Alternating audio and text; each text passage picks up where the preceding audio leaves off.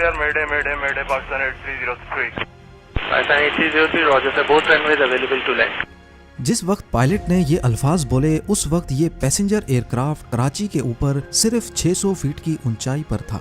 पाकिस्तान के सबसे बड़े शहर कराची में कड़कती गर्मी की वजह से हर कोई अपने घरों में बंद था। दोपहर के 2:35 हो रहे थे और किसी को भी मालूम नहीं था कि कुछ ही लम्हों के बाद कराची में एक इमरजेंसी सिचुएशन पैदा होने वाली है, क्योंकि पाकिस्तान इंटरनेशनल एयरलाइंस PK 8303 के पायलट ने मेडे का डिस्ट्रेस सिग्नल दे दिया था। इसका मतलब था कि पायलट बेबस हो चुका है और जहाज अब उसके कंट्रोल से बाहर जा चुका है।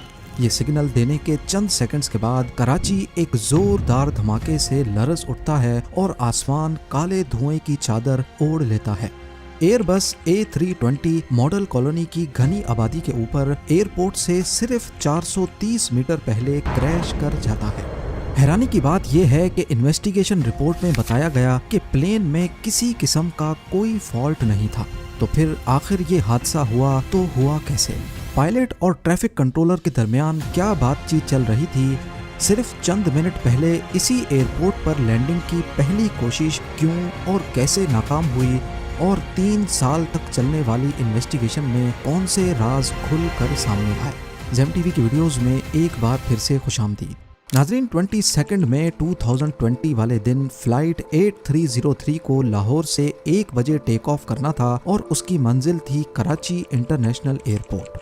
ये एक छोटी फ्लाइट थी जिसको तकरीबन 1 घंटे 45 मिनटों में अपनी मंजिल पे लैंड करना था।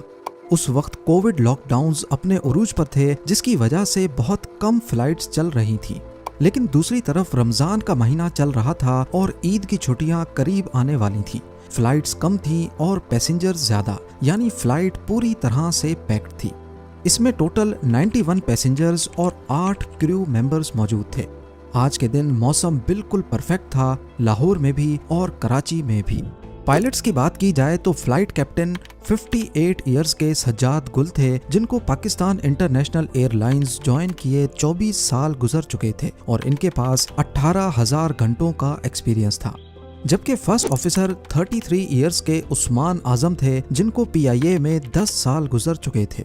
ये 16 साल पुराना एयरबस A320 एयरक्राफ्ट था, जिसमें 2 CFM56 टर्बो फैन इंजन्स लगे थे और इन दोनों इंजन्स का इस स्टोरी में बहुत अहम किरदार है। एयरक्राफ्ट बिल्कुल परफेक्ट कंडीशन में था, जिसको एयरबस की रिकमेंडेशंस के हिसाब से मेंटेन भी किया जा रहा था। लाहौर एयरपोर्ट पर तमाम तर तैयारियां पूरी करने के बाद सिर्फ 5 मिनट के